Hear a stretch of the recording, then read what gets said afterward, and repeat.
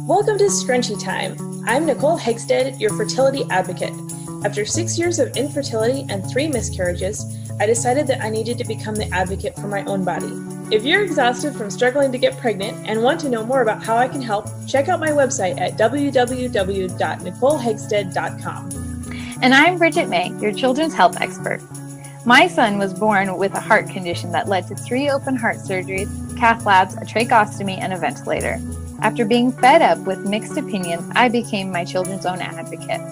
If your child's health is lacking, then check out my website at www.bridgetmay.com to find out more how I can help. Put your hair up and pay attention while we discuss today's hottest topics concerning female hormones and healthy kiddos. We aren't silky. We aren't crunchy. We're scrunchy.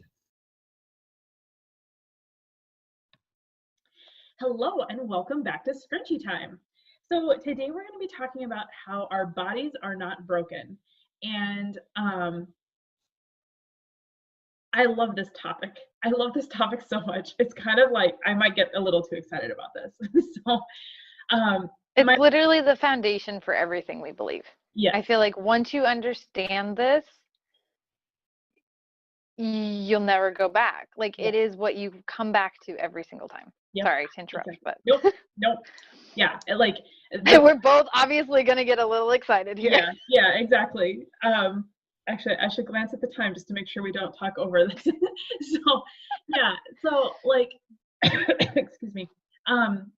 It really comes back to it is the foundation for the concept of listening to your body.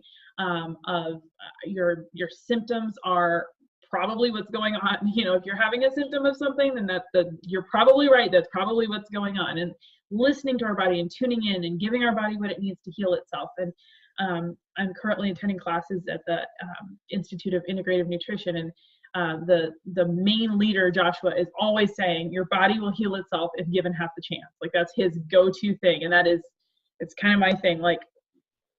Bouncing off of that, your body is not broken. Your body knows what it's doing. And the prime example of this for me is IBS, which is irritable bowel syndrome. More and more people are being diagnosed with irritable bowel syndrome.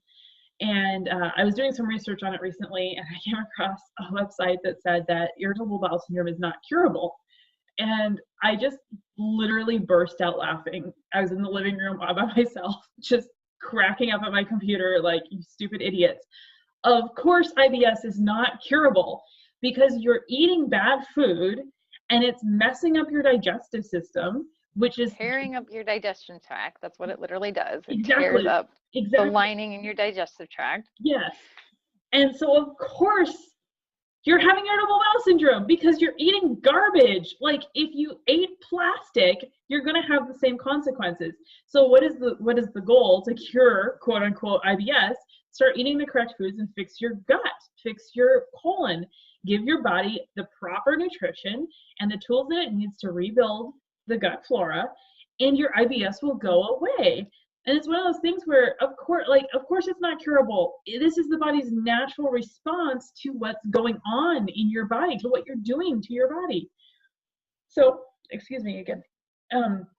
It's extremely irritating to me that we have this mindset that, well, I want to eat Pop-Tarts and Cheetos, and I don't want any consequences to that. And if there are any consequences, then my body hates me and it's broken.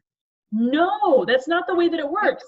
God gave us a body, and then he gave us food to eat and put into that body. And when we eat the wrong food, it hurts that body, and we have natural consequences for what happens. It's the same thing as putting vegetable oil in your car and then claiming that your car is broken because it doesn't run on the vegetable oil. It's not running because you broke it because you put vegetable oil in it.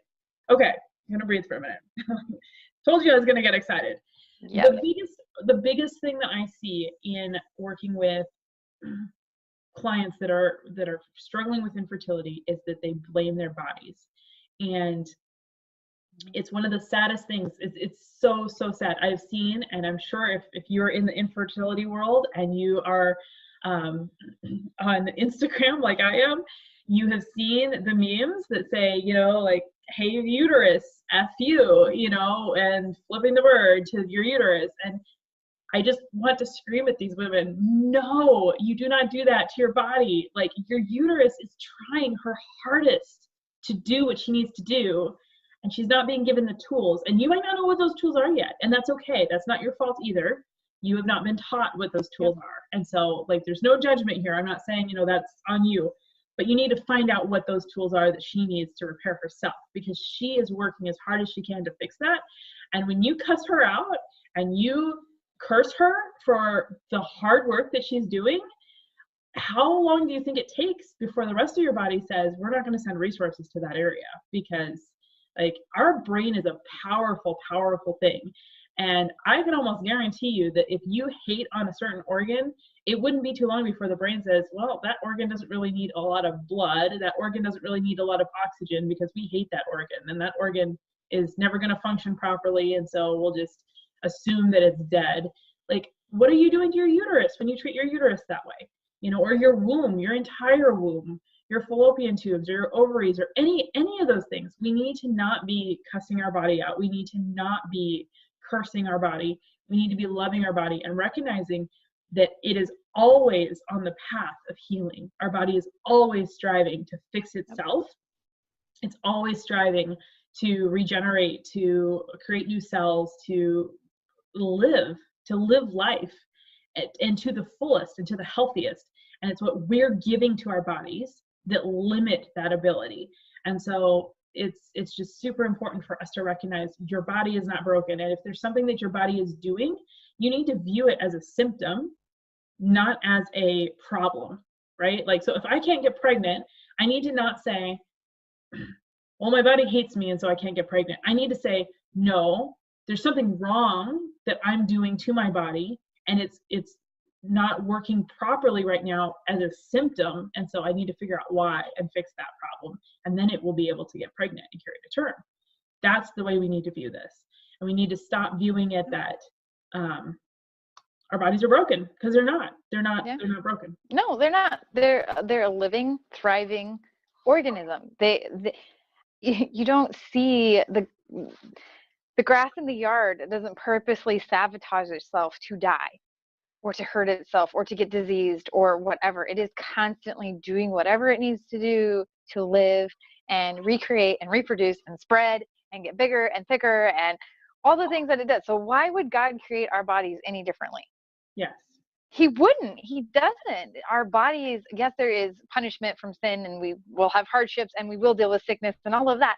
But our bodies are designed to live. Our bodies are designed to thrive. He has designed us to get up every morning out of bed and go work and do all these things, and to eat food and to enjoy his creation. We are meant to enjoy all the fruits of the earth, all of the, like all the things. And he would not create us to have not be doing that. It just like makes no logical sense. Yeah. It just doesn't. Yeah. And like you were talking with your fertility, like when your body is turning off that, especially, it's also saying there's something not right and it's not safe to reproduce right now. Mm-hmm. And so it's protecting you. It is a protecting mechanism. Your body is working for you and for those future generations when it turns that off and says, nope, not right now. Yes. It's all for good. It's all for good. Like, your body is always doing what it needs to be doing. We've been taught, fevers is another really good example with kids. Fevers are horrible. Oh my gosh, they have a fever. Will they have a fever? Will they have a fever? Yes. Amazing. They have a fever. Their body is working. It's fighting off the infection. This is a good thing. But for so long, we've treated it as like the body's broken. It's doing something bad. Oh no, what do we do? And some examples are popping in my head. I'm trying to slow down. But another one is labor. We go into labor and we view ourselves as needing to go to the hospital, and there's nothing wrong with labor. There's nothing, your body is not doing something wrong. You're not sick. You're not injured. Like, yes, things can happen. There can be complications. Obviously, I would never advocate that you not seek medical help, like have a wife present, whether you do a home birth or whatever, but like have a medical professional there. But it is a natural process. Exactly. And there's nothing wrong with you. Like, as crazy as it sounds for a watermelon to be pushed onto your vagina, like this is still a natural process. And yeah. Well, and not even labor and delivery. I have a very close friend of mine who's going through, she's just pregnant, and she's being treated like she has the plague. And Mm. she's like, nothing has changed. I'm still a human. And it's so true, like, Yes. you're designed, you're created to do these things. Your body is designed to reproduce. Like, you're gonna do it no matter what. Like, Yeah. I mean, obviously, as long as you're sexually active, you're gonna reproduce. This isn't gonna spontaneously happen, but like it. Sorry. Let's hope not. Thankfully. But like, it's just this foreign concept, like, oh no, now you have to deal with this, what's wrong now? And it's all, morning sickness, all of it is all wrapped around your body telling you to do something. Morning sickness is usually around a sign of malnourishment in some way. There's been multiple women I've worked with and myself. It's like, I eat something or do something differently and it goes away or drastically decreases. There's a reason for it being there. Your body is telling you something. Absolutely. Just no different than if you get a cut or a scrape and your body starts swelling and oozing and pushing out all the bad stuff. That is what your body is doing. Obviously monitor it for serious infection, but in the grand scheme of things, your body goes through a process of healing itself and doing exactly what it needs to do. Absolutely. And we intervene, give it an antibiotic. And if you've heard our antibiotic podcast, you know why not to do that. But, like, all the things, and it's just not right. Yes, absolutely. Absolutely. And it's almost like, I want to bring up too the fact that the medical field focuses so much on testing. And we walk into a doctor's office and we say, I have these symptoms, and the doctor tests us, whether that's an MRI or a pregnancy test, blood draw, yeah, anything. Like, and then they come back and say, well, it's negative, everything is fine, you're fine. And so we get this view that, well, since the doctor says I'm fine, then my body is broken because I still have all these crazy right. symptoms. No, there's still something going on. Unfortunately, our medical system is not set up to look at symptoms. Our medical system is only set up to deal with tests and what the tests say. Yep. And so we get this viewpoint of, well, my body's just crazy because my body just hates me. Well, my body's just broken. Nobody knows what's going on. And your body is screaming at you at the top of its lungs, stop eating gluten, stop eating sugar, stop eating. Well, even if you're sick all the time, even just a common thing, I've said it many times. I used to struggle with being sick from October till May. My body was screaming, you are unhealthy. You have no immune system. Yes. Yeah. I mean, just something as simple as that. And we disregard it like, yeah, I'm sickly. Oh, well, go on with life. Yep. Drink another Dr. Pepper. I met a guy that was telling me back when I worked at the hospital, he said that he had acid reflux every single day. And I said, well, I'm not a doctor. I was just a receptionist. I was always giving out medical advice even then. I should have known that this is where I was headed, right? I was like, well, I'm just a receptionist, but I can tell you that I used to have acid reflux, and when I went gluten-free, it went away. And he goes, oh, my doctor just gave me a little blue pill that I take every day, and I can do whatever I want, and it's fine. And it's like, no, your body, like, it doesn't solve the problem. You've just covered it up. Yes. Yep. You're just covering up a symptom of something that's majorly wrong with your body, because acid reflux on a daily basis is not normal. So clearly your body is telling you doing something wrong. You've got to stop doing this. And it's listening, we're just and now covering that up is just causing long-term damage of whatever is wrong with the acid reflux, let alone, may I say, what is in the blue pill. It just compound effect. Over and over and over again. Yes. Yeah, absolutely. Our bodies are not invincible, and we treat them as if they're robots, especially in children.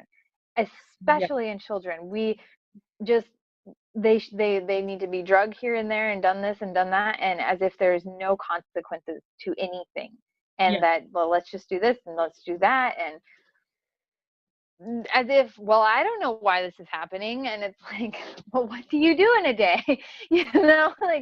All the things. And it's mind blowing. It's mind blowing. We're not robots. We're not just another test lab rat. You know, we need to step up and start advocating for our body, listening to our body. Just the fact of listening to your body and slowing down and paying attention is going to make you feel better. I can guarantee it. I have been there. Absolutely. It is such an eye-opening experience.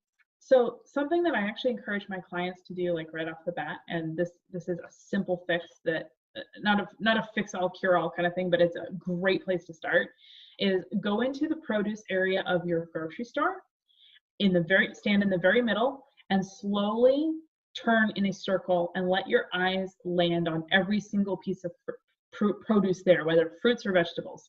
And when your body feels like it wants to lunge at something and you think, oh, yes, buy that and eat it. And then do it again. Because that is what your body is deficient in. I used to crave blueberries like crazy, and it's because of the antioxidants that are in them. And my mom didn't like blueberries, and so they weren't allowed to ever be in the house. So I was like basically raised without blueberries. And I went through, when I first got married, my husband was like, you're gonna turn into a blueberry because you're eating all these, like, I ate a lot of blueberries. But it's because my body did that every single time I went to the grocery store. It lunged at blueberries. And so that's a great place for you to start trying to fix your body, is because your body is going to tell you, I want carrots, I want onions, I want bananas, whatever it needs.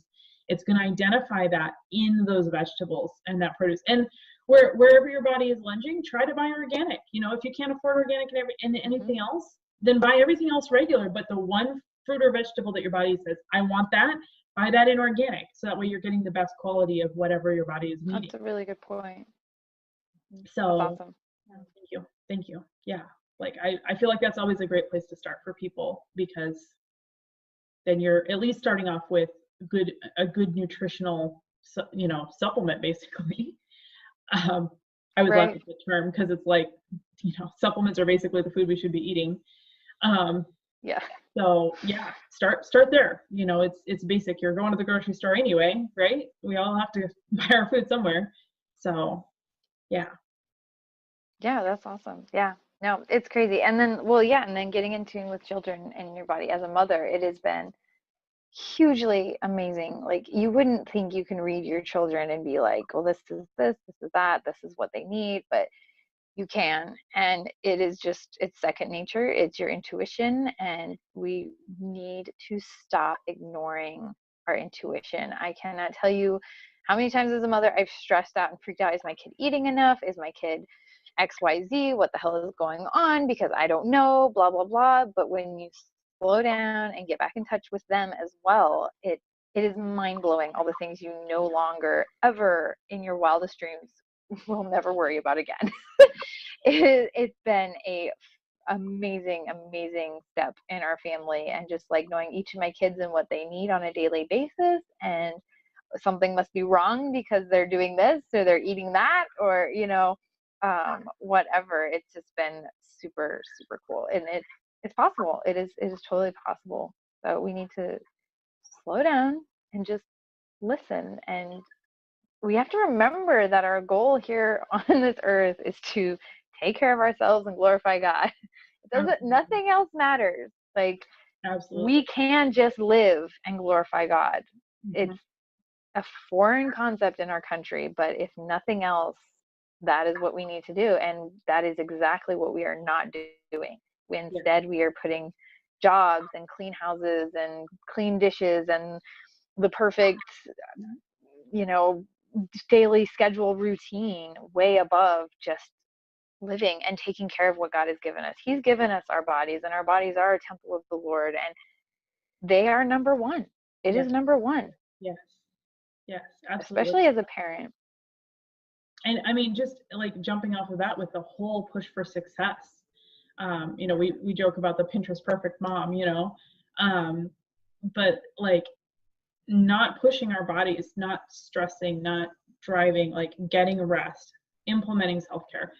Those are ways that you slowly start to see those symptoms just disappear. You slowly start to see things that like used to really be there, chronic pains or grinding your teeth or things like that like are are things that are constantly there as symptoms where it's like, well, my body just kind of does that. Like that goes away as you start giving your body the rest that she needs, you know? And so again, your body will heal yourself if given half the chance. Like she knows what she's doing. She just has to be given the chance to do it. And we aren't giving our bodies the chance to do it. And then we're blaming our bodies. So that's on us at that point. Yep. And stress really is almost number one. I mean, it is borderline with nutrition because we do, I mean, from everything you see and read, I mean, all the way down to oral health, you can heal your teeth by just cutting out stress. You know, like that is one of the first stepping stones in that. Like, hello. So here's the thing. You know. Stress and pregnancy are the two things that deplete your body of vitamin B. Stress and pregnancy. Vitamin B is the vitamin that is involved in what is called cell methylation. And basically, without getting into a whole bunch of details, cell methylation is when your cell cleans itself on a daily basis. So can you imagine what your body is going through if you're short on vitamin B? Your cells literally cannot clean themselves. So you tell me where you think all of your symptoms are coming from. From a cellular level up, stress is affecting you. And you can fix that by both self-care and meditation, by reducing your stress and implementing vitamin B through your food, which is going to be mostly in your dark leafy greens. Things like spinach is going to be huge and stuff like that. So just that one thing alone. Crazy. Yeah, it's insane. It's insane. So, and that is the turning point for somebody. That one thing alone could get somebody pregnant. That one thing alone could eliminate a chronic illness. Absolutely. Just insane. Yeah. That right there is proof that it would. Yes, absolutely. 100%. Yeah. So, awesome. Yeah. So your body is not broken. Stop viewing your body as broken. Stop cursing your body for not. You need a pep.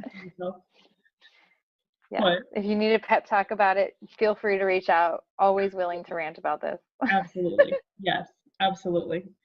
100%. Yeah. So thank you for joining us today for our little rant. And we'll see you back in a couple weeks. Bye. Bye. Thanks for joining us on today's podcast. If you'd like to know more about our programs or watch the podcast in video form, you can visit our websites, where we also share links and resources concerning the different topics that we have discussed. Check me out at www.nicolehegstead.com. And check me out at www.bridgetmay.com. See you next time.